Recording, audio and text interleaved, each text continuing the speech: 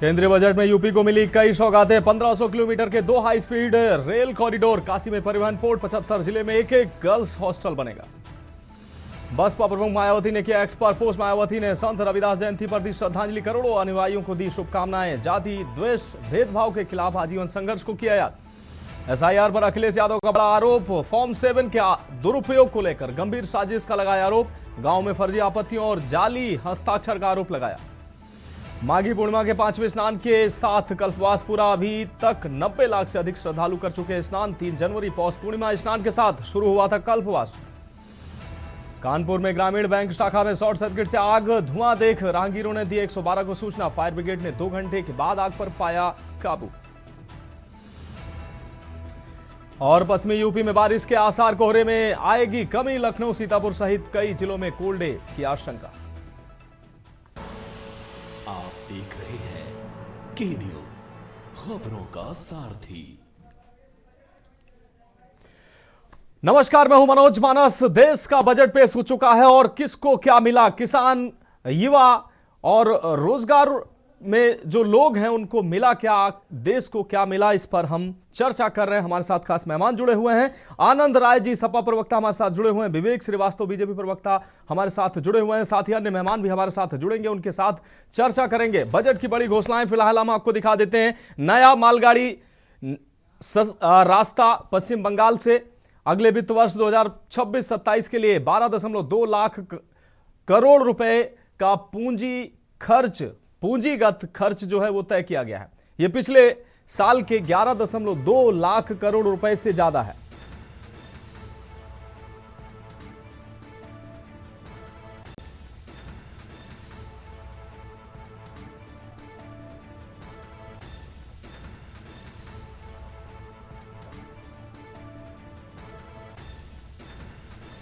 और हमारे साथ किरीट पारीख जी जुड़े हुए हैं, अर्थशास्त्री हैं। बहुत स्वागत है किरीट जी के न्यूज के मंच पर। किरीट जी, आम बजट पेश हो चुका है, किसको क्या मिला, आपके माध्यम से जानेंगे, हम अपने दर्शकों को जानकारी देंगे। तो किरीट जी से संपर्क नहीं हो पा रहा है, दोबारा से उनसे जुड़ने का प्रयास करेंगे। बजट की हम बड़ी घोषणाएं फिलहाल आपको दिखा रहे हैं। दवाइयों के क्षेत्र में शक्ति, 10,000 करोड़ रुपए के निवेश की बात कही गई है। भारत अपना सेमीकंडक्टर मिशन शुरू कर रहा है, जिसमें ISM 2 पॉइंट लॉन्च करेगा भारत। और भारतीय जनता पार्टी से विवेक श्रीवास्तव हमारे साथ जुड़े हुए, आनंद राय जी हमारे साथ जुड़े हुए हैं। फिलहाल आनंद राय जी का रुख कर रहे हैं। आनंद जी, बजट पेश हो चुका है, क्या लगता है? आपने बजट की तमाम प्रमुख चीजों को देखा, जाना। अभी तमाम चीजें हालांकि उसमें एनालिसिस करना होगा, लेकिन अभी प्रमुख तौर पर आपको ये बजट कैसा लगा? इस बजट में क्या आम लोगों को, किसानों को, जनता को मिला है? आम लोगों को, किसानों को, जनता को कोई लाभ नहीं मिला है। ये पूंजीवादियों की सरकार है। पूंजीवादियों को लाभ देने का काम किया गया है। दूसरी चीज, MSME की बात करते हैं। और आनंद जी, शेयर हमारे देश में निवेश, आप कह रहे हैं पूंजीवादियों के लिए ये बजट है, लेकिन शेयर बाजार तो गिर गया है। मैं कह तो रहा हूँ कि पूंजीवादियों की सरकार है, अडानी अंबानी की सरकार है, 2% लोगों की सरकार है, या 98% लोगों की नहीं है। ये कहीं ना कहीं छलावा कर। ठीक है आनंद जी आपको रोकेंगे, माफ कीजिएगा, आपको रोकेंगे। हम दोबारा से आपके पास आएंगे। किरीट पारीख जी अर्थशास्त्री हमारे साथ जुड़ चुके हैं। किरीट जी, के न्यूज पर आपका स्वागत है। किरीट जी, देश का आम बजट 2026-27 का पारित हो चुका है, क्या कुछ अहम इस बजट में है? किसान, आम व्यक्ति को, युवाओं को और रोजगार में जो लोग हैं उनको क्या कुछ इस बजट में मिला है? नहीं, मेरा ख्याल से बजट से बहुत सारे प्रोजेक्ट्स की बात घोषणा कर गई है। और मेरा ख्याल से अगर ये सबको अच्छी तरह से इस्तेमाल किया जाए, इम्प्लीमेंट किया जाए, तो इसकी असर काफी होगी रोजगार पे और विकास का दर से। और लेकिन अभी इतना पता नहीं चलता है कि ये सारे विकास दर पर कितनी असर होगी। जो स्टॉक मार्केट का रिएक्शन है तो बहुत एडवर्स है। फिर भी आई फील के मुझे लगता है कि ऐसे ऑन द होल अच्छा बजट है, एंड इससे at least no things have been done, but इसमें जो ease of being and ease of trading, वो जो सिंप्लीफाई करने की आशा दी गई है, वो सभी अच्छी बात है। क्योंकि आज हमको देश को ज्यादा निकास करने की बहुत जरूरत है। अभी निकास और आयात के सभी की प्रोसीजर्स में बहुत कस्टम्स में सारी सुविधाएं देने की बात है। ये अच्छी बात है मेरा ख्याल से। हाँ बिल्कुल, लेकिन किरीट सर अगर बात करें शेयर बाजार को, शायद ये बजट जो है, ये बजट रास नहीं आया, इसलिए शेयर बाजार जैसे ही बजट भाषण खत्म हुआ शेयर बाजार और गिर गया। नहीं, बजट में शेयर बाजार क्या करता है, वो they are looking at what will be the immediate impact. इसकी तत्काल असर थोड़ा समय में क्या होगी ये देखता है शेयर बाजार। और इसमें बड़ी इंडस्ट्री के लिए कोई खास ऐसी बात नहीं है। छोटी इंडस्ट्री को, सारी एमएसएमई को बहुत पैसा देने की और सुविधाएं बढ़ाने की बात की है, लेकिन इसकी असर तो 2-3 साल बाद होगी। तो इसीलिए मेरा ख्याल से शेयर बाजार की जो दृष्टि है वो बड़ी शॉर्ट टर्म व्यू है उनका, दीर्घ दृष्टि नहीं है, तो इसीलिए शेयर बाजार गिरा है। निश्चित रूप से किरीट सर, अगर बात की जाए जल corridor, rail corridor, pharma hub बनाने के साथ ही सड़क कॉरिडोर, ऐसे तमाम ये बड़ी घोषणाएं इस बजट में की गई हैं, जिससे ये नए भारत की जो तस्वीर जो मौजूदा सरकार पेश कर रही है, उसकी दिशा में कहीं ना कहीं ये बजट जो है ये उस दिशा में जाता हुआ बजट साबित हो रहा है। नहीं, ये तो बात जरूर है कि मोदी सरकार के दरमियान इंफ्रास्ट्रक्चर पे काफी अटेंशन दिया गया है, बहुत ध्यान दिया गया है। रोड्स बढ़ा है, रेलवेज बढ़ा है, और अभी इसके पर और भी एम्फेसाइज और भी जोर दिया जाएगा। ये बहुत अच्छी बात है। तो मेरा ख्याल से, और जो छोटी छोटी बातें कही है उन्होंने कि किसान को हाई वैल्यू क्रॉप में जाने का कहना है, कि गर्ल्स की हॉस्टल्स सारे देश में, ऐसा छोटा छोटा है लेकिन सबको मिला के करके, तो मेरा ख्याल से इसकी असर काफी अच्छी होनी चाहिए। निश्चित रूप से। लेकिन किरीट सर, एक महत्वपूर्ण सवाल आपसे जो मैं जानना चाहता हूं, अब विदेशों में जो संपत्ति है उसको घोषित करने के लिए 6 महीने का समय दिया गया है। साथ ही अगर कोई किसी प्रकार का कोई धन है, अभी तक उस पर दंड का प्रावधान था, लेकिन अब कहा गया है कि उस पर टैक्स लगाया जाएगा, किसी तरीके की जब्तीकरण, सीज करने की कार्रवाई या ऐसा कुछ नहीं किया जाएगा। अगर कहीं काला धन या कहीं इस तरीके का धन अगर किसी के पास है, वो सार्वजनिक करता है, तो उस पर 30% टैक्स लगाया जाएगा। यानी कि अब वो रास्ता भी बनाया जा रहा है कि किसी के पास काला धन का शोर मचाया जाता था, तो अगर कहीं किसी के पास ऐसा कोई धन है तो वो टैक्स देकर उसको लीगल कर सकता है।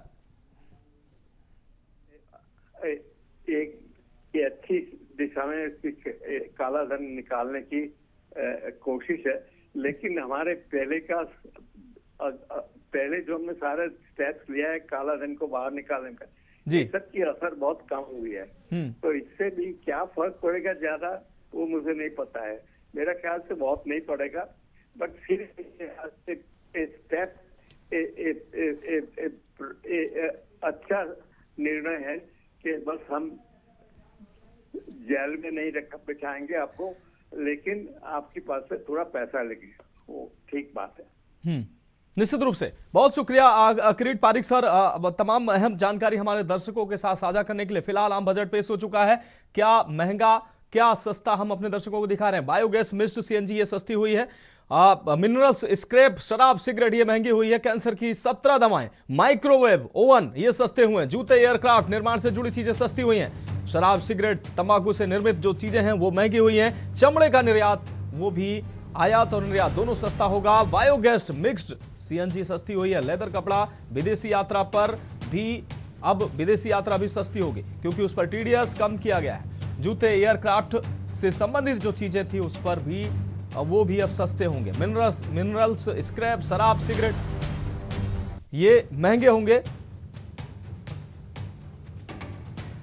और सीधे हम अपने मेहमानों का रुख करते हैं। आनंद राय जी, अपनी बात कंप्लीट करें, आपकी बात अधूरी रह गई थी।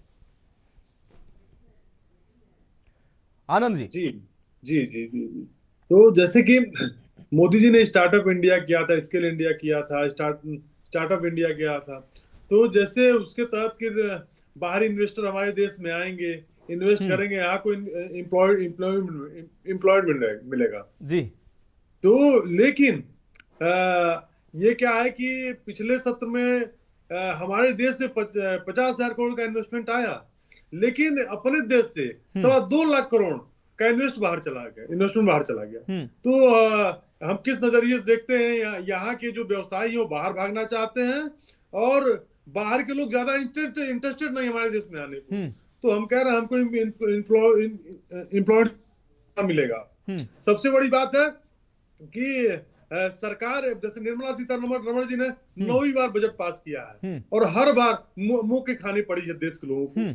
जब भी इन्होंने कुछ अच्छी लेकिन आनंद जी जो विकसित भारत का सपना ये सरकार दिखा रही है, उसके आधार पर अब इसमें 4 राज्यों में खनिज कॉरिडोर बनाने की बात कही गई है, 20 नए जलमार्ग बनाने की बात कही गई है, 7 हाई स्पीड रेल कॉरिडोर बनेंगे और रेयर अर्थ जिसकी अब मौजूदा समय में बहुत डिमांड है, रेयर अर्थ कॉरिडोर बनाए जाएंगे। ये भविष्य के भारत की जो सीमा रेखा खींची जा रही है उसी की तरफ ये बढ़ता है बजट। जी जी जी जी।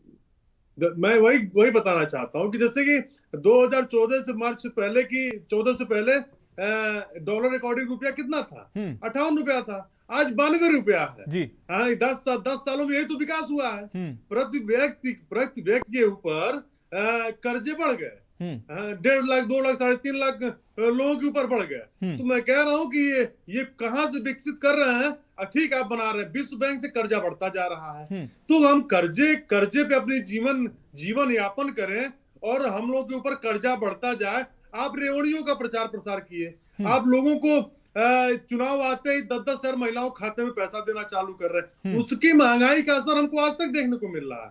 मैं कह रहा हूं कि सब्जी और फल एक परिवार तो हर हफ्ते 2,000 रुपए खर्च करने पड़ रहे हैं, तो महीने का 8,000। हम कह रहे हैं यहाँ की 70-80% जनता 10 से 15 हजार उनकी इनकम होती है और 7 से 8 हजार फल सब्जी में खर्च हो जाए। उसके बाद राशन है, दवाई है, शिक्षा है, स्वास्थ्य है, तो ये सब कहाँ जाएगा? सेविंग की तो बात भूल ही जाइए। सेविंग अब कोई नहीं कर पा रहा है। सेविंग बस कर रही है तो सरकार कर रही है, भारतीय जनता पार्टी कर रही है। ये 5 स्टार होटल की तरह कार्यालय पूरे देश में बनवा लिए और देश की जनता गरीब हो गई। तो इनका विकास हुआ है। ये जहां 130 करोड़ रुपया इनकी पार्टी फंड में थे, अब 10,140 करोड़ इनके फंड में है। तो भारतीय जनता पार्टी का विकास हुआ है, लोगों का विकास नहीं हुआ। ठीक है आनंद जी, जवाब ले लेते हैं। बता देना चाहता हूं जी कि ये सिर्फ और सिर्फ छलावा है जनता के साथ, आम लोगों का कोई फायदा नहीं हुआ। ठीक है आनंद जी, जवाब ले लेते हैं। विवेक श्रीवास्तव जी जवाब दे दीजिए, इस बजट को आप कैसे देखते हैं और आनंद जी जो आरोप लगा रहे हैं इस बजट को लेकर उसका जवाब दे दीजिए।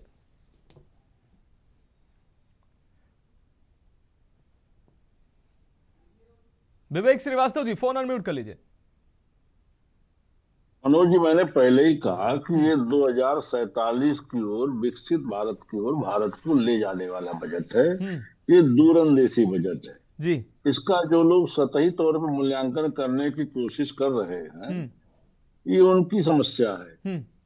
बहुत दूरंदेशी बजट है। इसमें भारत के इंफ्रास्ट्रक्चर के लिए, भारत को विकसित भारत बनाने के लिए, मजबूती देने के लिए, हर सेक्टर में मजबूती देने के लिए कुछ ना कुछ है।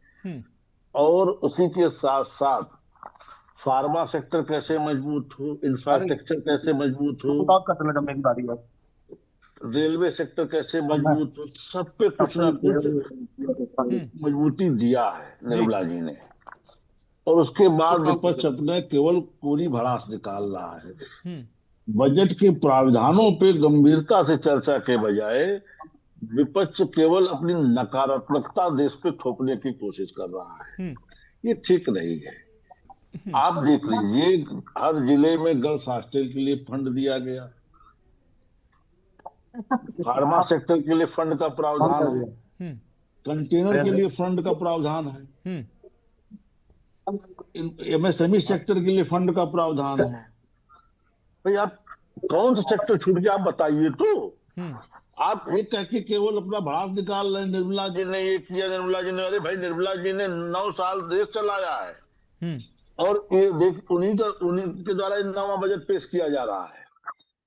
जनता ने उन्हें ये इस काम को सौंपा है, आपने थोड़ी सौंपा है। लगातार जनता उनको पास कर रही है। तो जनता समर्थन दे रही तो आप गड्ढे में ढकेलेंगे देश को? नहीं, गड्ढे में तो आप ले जा रहे थे। नहीं यार, गड्ढे में कौन ले जा रहा है? वो तो दिख ही रहा है। आप बता रहे थे कर्जा बढ़ा है देश पे, तो किसने बढ़ाया? अभी आप बता रहे थे कि इनके कार्यालय 5 स्टार बन गए। बन गए तो बताइए ना क्यों बन गया? हमारे पैसे से बन गए, हम तो टोटी तो आपके पास नहीं बना है, जनता के पैसे से बना, छुड़ा रहे थे। ये लूट खसोट से बना है, जनता के पैसे से पैसे लगा करके टोटी में चुरा के भाग गए वहां से। अरे पता है टोटी कौन चुराया है? तो टोटी का पानी सब पे निकलेगा, परेशान मत रहिए। नहीं, टोटी नहीं चुराया गया था। नहीं, चोरी तो किसने किया है? 5 स्टार किसने बनाया? 2014 से बजट पे चर्चा, 2014 से पहले क्यों नहीं बना लिया? ठीक है आनंद जी, विवेक जी को बात विवेक जी को बात कंप्लीट करने दीजिए, उसके बाद हम आपके पास आएंगे। आनंद जी आपको पूरा समय मिलेगा, विवेक जी अपनी बात कंप्लीट करें। ढंग से मूल्यांकन करें कि इसमें क्या कम है क्या ज्यादा है। आप ये करके अपनी नकारात्मकता देश पे थोपने की कोशिश मत करिए। जनता ने हमें दिया है, इस काम का अधिकार हम कर रहे हैं और अच्छा कर रहे, तभी जनता बार बार आशीर्वाद दे रही है। तो देश कर्जे में क्यों डूब रहा है? देश कर्जे में क्यों डूब रहा है? आपके देश कर्जे में क्यों डूब रहा है? कहाँ के इकोनॉमिस्ट हैं बताइए? सुधार हो रहा है। कहाँ कर्जे में कहाँ डूब रहा है बताइए? गरीब के जीवन स्तर सुधार हो रहा है। गरीब कौन से गरीबों का स्तर का कर्जे में क्यों देश डूब रहा है? हमको बताइए इसका सवाल। गरीब के जीवन स्तर में सुधार हो रहा है, वो आपको किसके जीवन? अरे आनंद जी अरे भाई बोलने तो दीजिए। आप हर लाइन पे अगर आप टोकेंगे तो कैसे? वो अपनी उनकी बात कंप्लीट करने दीजिए, आपके पास आएंगे। आनंद जी हाँ ठीक है, अपनी बारी में बोलिएगा जी। विवेक जी, हम सफाइयों की हरकतों से बहुत नाराज नहीं होते। देखिए व्यक्तिगत आ जाएंगे, ठीक है आनंद जी बात कंप्लीट करने दीजिए जी। अभी थोड़ी देर में गाली वाली देने लगेंगे। सफाई तौर तरीके यही होते हैं इनके। ठीक है विवेक जी मुद्दे पे, विवेक जी माफ कीजिएगा, विवेक जी मुद्दे पे, विवेक जी मुद्दे पे देखिए, मुद्दे पे आज बजट पे चर्चा है। हमारी वित्त मंत्री ने, देश की वित्त मंत्री ने लगातार 9वां बजट पेश किया। आज उन्होंने एक इतिहास बनाया, पहली महिला वित्त मंत्री है जिन्होंने लगातार 9 बजट पेश किया और ये करते हुए वो मोरारजी देसाई की उस रिकॉर्ड के करीब पहुंच गई जो 10 बजट पेश करने इससे जनता को क्या ऐतिहासिक रहा। इससे जनता को का क्या लेना देना? वो 10वीं बार पेश करें या 12वीं बार पेश करें विवेक जी, लेकिन जनता को जब कुछ मिलेगा ये महत्वपूर्ण लेना, जनता को क्या क्या मिल रहा, जनता को उससे लेना देना है। जनता को कैंसर की दवाएं सस्ती, 7 गंभीर बीमारियों की दवाएं सस्ती की गई। ये दवाइयां जनता नहीं खाएगी तो क्या ये खाएंगे कि हम खाएंगे? जनता के लिए नहीं है मनोज जी। ये और सुन लीजिए, अभी जब कंटेनर पे पैसा दिया जा रहा है, जब रेलवे की ढुलाई होगी, रेलवे के लिए खनिज के लिए ट्रैक बनेंगे नए, ये इसका लाभ जनता को मिलेगा कि हमको मिलेगा? ये कह रहे पूंजीपतियों का बजट है। ये जो गरीब को पक्का मकान मिल रहा है, जो आज सीमेंट सस्ती होगी, स्टील सस्ता होगा, पक्के मकान लोगों के बनेंगे और सस्ते में बनेंगे, वो गरीब का मकान बनेगा कि केवल अडानी अंबानी का बनेगा? तो इसमें अगर हम इलेक्ट्रॉनिक व्हीकल पे फंडिंग कर रहे हैं, चमड़े का निर्यात सस्ता कर रहे हैं, तो ये किसका लाभ मिलेगा इसको? हर सेक्टर में निर्मला जी ने कुछ ना कुछ किया है दूर अंदेशी के साथ। ये दूरगामी बजट है। 2047 के विकसित भारत के इंफ्रास्ट्रक्चर को मजबूत करने वाला बजट है। और दुर्भाग्य यह है कि विपक्ष के ना समझ आने वाला बजट है जी। ठीक है, बिल्कुल आप हमारे साथ विवेक जी जुड़े रहिए। एक बार फिर से हम आनंद जी का रुख करेंगे, उससे पहले हमारे संवाददाता मोहित पांडे कानपुर से जुड़े हुए हैं। मोहित, बजट पास हो चुका है, जनता का, आम लोगों का रिएक्शन कैसा नजर आ रहा है इस बजट को लेकर? क्योंकि एक तरफ जो वित्त मंत्री ने भी बजट पेश हुआ, पास नहीं हुआ है जी, आज पेश हुआ, पास तो भी मोहित मोहित, हम आपके पास आएंगे। जनता का रिएक्शन क्या है जिस तरीके से जो बजट में तमाम महत्वपूर्ण बातें कही गई हैं, छोटे किसान को तमाम चीजें देने की बात कही गई है, छोटी इंडस्ट्री जो है जिसको बूस्टअप की जरूरत थी उसको बजट में शामिल किया गया, लेकिन लोगों को इस बजट से कितना लोग उत्साहित हैं, लोगों को क्या नजर आ रहा है कि इस बजट में उनको क्या मिला है? मोहित, फोन अनम्यूट करिए।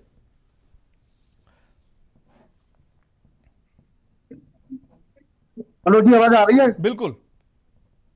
मनोज जी, मैं आपको बता दूं कि केंद्रीय वित्त मंत्री सीतारमण जी ने आज अपना नवा बजट पेश किया है, जिसको लेकर जो आम आदमी है कहीं ना कहीं एक निराश, और उसको ये लगता है कि बजट में उसके लिए कुछ खास नहीं आया। लेकिन अगर देखा जाए तो जैसे कुछ दवाइयां हैं, ये कैंसर की दवाइयां हैं, डायबिटीज की दवाइयां कहीं जो सस्ती हुई है, लेकिन आम आदमी की जेब में लेकिन अभी भी ढीली हुई है। हमारे साथ कुछ व्यापारी हैं जो कहीं ना कहीं स्क्रैप का कारोबार करते हैं, जो स्क्रैप जो इस बजट में महंगा, वो कुछ क्या इनकी प्रतिक्रिया है इस बजट में? क्या नाम है आपका? थोड़ा क्या काम करते हो, किस चीज का व्यापार है? इस बजट पेश हुआ है, कैसा लग रहा है? क्या बजट आपको? बजट तो ठीक पास हुआ है, लेकिन इसमें महंगाई जैसे दिन पर दिन बढ़ रही है, उस पर विशेष ध्यान नहीं दिया गया है। दवाइयाँ सस्ती हो गई है, कैंसर शुगर जैसी दवाइयाँ सस्ती हो गई है, तो ठीक है, ये आम पब्लिक के लिए, आम लोगों के लिए राहत का विषय है। लेकिन ये शराब महंगी कर दी है, बहुत अच्छी बात है। पान मसाला महंगा कर दिया, ये भी बहुत अच्छी बात है। कहीं ना कहीं इससे आगे महंगाई की वजह से रोकथाम लगेगी, लेकिन अन्य लोगों के जीवन, आम जीवन में जो चीजें जिनमें महंगाई बढ़ती जा रही है, आटा दाल चावल, अन्य चीजें जो डेली यूज के सामान में आती है, उसमें किसी प्रकार की जो है कोई राहत नहीं है। और स्क्रैप मेटल महंगा कर दिया है। छोटे जिस हिसाब से स्क्रैप महंगा होता जा रहा है दिन पर दिन, जो छोटी पूंजी वाला व्यापारी है, जो छोटी पूंजी से व्यापार कर रहा है, उसका व्यापार दिन पर दिन, बड़े लोग उसका व्यापार खत्म कर देते हैं। छोटा व्यापारी जो अपनी रोजी रोटी 1500 रुपए कमा के इस समय चला रहा है, अगर इसी तरीके से मेटल महंगा होता रहेगा, अन्य चीजें महंगी होती रहेंगी, तो छोटा व्यापारी खत्म हो जाएगा। इस बजट से आप कितना खुश हैं? इस बजट से खुशी की बात ही नहीं है, इसमें खुश होने जैसा कुछ है ही नहीं बजट मेरे हिसाब। हमारे साथ कुछ व्यापारी और भी है, जानते हैं क्या आज बजट पेश हुआ है, नवा बजट सीतारमण जी ने पेश किया, क्या लगता है कैसा बजट आपको? इसमें आम लोगों के लिए कोई फायदा वाली चीज नहीं है। इलेक्ट्रॉनिक की चीज सस्ती कर दी है, कैंसर की दवाई सस्ती कर दी गई है, मगर कुछ और चीजों को भी इनको सस्ता करना चाहिए। घरेलू अगर उत्पाद की बात करी जाए तो घरेलू उत्पाद जो है वैसे ही वही दामों में है, जो देखा जाए उसी चीज पे है ही, उसमें कोई ज्यादा डिफरेंस कुछ नहीं हुआ है, उसका कोई अंतर नहीं आता उसमें। बजट में जो मेटल स्क्रैप की मेन अर्थव्यवस्था जो भारत की जुड़ी हुई है, मेटल से जुड़ी हुई है, स्क्रैप से जुड़ी है, उसमें कुछ सरकार ध्यान नहीं दे रही, इसमें सरकार को ध्यान देना चाहिए। हमारे साथ कुछ लोग और भी हैं, ये जानते हैं क्या बजट से कितना आपको असंतुष्ट है? सर, ये बजट कोई बहुत अच्छा नहीं है, आम जनता के लिए निराशाजनक है। केवल दवाइयों का कुछ सस्ता किया है, डायबिटीज की, कैंसर की कुछ दवाइयां सस्ता की, उससे कोई विशेष फर्क नहीं। हमारे साथ एक पूर्व पार्षद प्रत्याशी भी है, आइए जानते हैं कि उनकी क्या प्रतिक्रिया है, उनकी क्या राय है। उनसे भी जानते हैं क्या प्रतिक्रिया है उनकी बजट को लेकर। सर, आज जो बजट पेश हुआ है, क्या लगता है आप इस बजट से कितना संतुष्ट है, कितना क्या है? अभी आज हमारे देश के लिए बजट पेश किया है देश के सामने, लेकिन ये जो बजट पेश किया है, ये उन्होंने बड़ा दूरदर्शी बजट पेश किया है। ये उन्होंने बताने की कोशिश की है कि जो इसका फायदा होगा वो लॉन्ग टर्म में होगा, लेकिन शॉर्ट टर्म में किसी भी आम जनता को या किसी भी व्यापारी को, किसी भी देश के रहने वाले किसी भी व्यक्ति को कोई फायदा इस आम समय में नहीं हो रहा है। कुछ चीजें उन्होंने सस्ती की है, लेकिन उसका एक आम आदमी में जो है कोई भी इसका कोई फर्क नहीं पड़ेगा। इन्होंने आयकर में स्लैब में भी कोई परिवर्तन नहीं किया, जिससे जो है काफी लोग नाराज हैं। जो अपना शेयर बाजार है, तो बिल्कुल मिली जुली प्रतिक्रिया है। मोहित, आप जुड़े रहिए हमारे साथ। आनंद जी, आपके पास आ रहे हैं। मिली जुली प्रतिक्रिया आ रही है, कुछ लोग इस बजट को ठीक बता रहे हैं, कुछ संतुलित बता रहे हैं और कुछ बेहतर बता रहे हैं, और कुछ साथी कह रहे हैं कि बहुत बेहतर तो नहीं कहा जा सकता। लेकिन आनंद जी, जिस तरीके से विवेक जी कह रहे हैं कि ये बजट 2047 विकसित भारत का जो मुहिम चला रही है भारतीय जनता पार्टी विकसित भारत को बनाने की, उसके लिए ये बजट है। और कहीं ना कहीं जो तमाम रेल हो, सड़क हो, हवाई सेवा हो, या तमाम जो इंफ्रास्ट्रक्चर के लिए इसमें बजट दिया गया है, वो कहीं ना कहीं 2047 के भारत की तस्वीर बनाने के लिए ये अभी से तैयारी है। अगर 2047 तक भारतीय जनता पार्टी की सरकार रह गई और इससे रहने वाली नहीं है, अगर रह गई तो देश फिर से गुलाम हो जाएगा, इतना मुझे पता है। और देखिए, कहीं ना कहीं जो कांग्रेस ने चाहे विपक्ष की सरकारों ने जो जो चीजें बनाई वही मोदी जी ने सब बेचा, और सब कुछ बेच के भी हम कर्जे में भी हैं। हमारा देश कर्जे में डूबता जा रहा है। तो देखिए कहीं ना कहीं इनकी कथनी करनी में बड़ा फर्क है। ये बड़ी लच्छेदार बातें करते हैं लेकिन जमीन पे कुछ बेहतर नहीं उतरा। हम कह रहे हैं कितनी आत्महत्याएं लोग रोज कर रहे हैं, कहीं कर्जे से डूबने की वजह से कर रहे हैं, कहीं अपनी माली हालत नहीं ठीक चल रही है, परिवार का पालन पोषण नहीं कर पा रहे इसलिए कर रहे हैं, कहीं बच्चों की पढ़ाई की वजह से कर रहे हैं, कहीं कहीं दवाई की वजह से कर रहे हैं, इलाज नहीं करा पा रहे हैं। तो देखिए सरकार हर मसलों पे फेल है। तो सरकार को ये सोचना चाहिए कि आम नागरिक को हम कैसे फायदा पहुंचाएं, इस पे विशेष ध्यान देना चाहिए। हम कह रहे हैं कि आप बना के फिर किसी निजी कंपनी के हाथ में आप बेच देंगे, क्योंकि आप बस किसी अपने मित्रों को पूंजीवादी मित्र को फायदा पहुंचाने का कार्य भारतीय जनता पार्टी कर रही है और अपना फायदा पहुंचाने का कार्य कर रही है। अभी चुनाव आ जाए, देखिए सबसे ज्यादा फंड इन्हीं पॉकेट से निकलेगा, क्योंकि सबसे ज्यादा लूट खसुट इन्होंने कर रखा है। विश्व की सबसे अमीर पार्टी हो सकती है। सत्ता में जो पार्टी रहती है फंड उसको ज्यादा मिलता है। ये पिछला इतिहास उठा लीजिए। ठीक है आनंद जी एक बहुत छोटे से ब्रेक का वक्त हमारे साथ आप बने रहिए, विवेक जी भी हमारे साथ बने हुए हैं। मोहित फिलहाल आपका बहुत शुक्रिया। बहुत छोटे से ब्रेक का वक्त है, ब्रेक के बाद जल्द हाजिर होते हैं।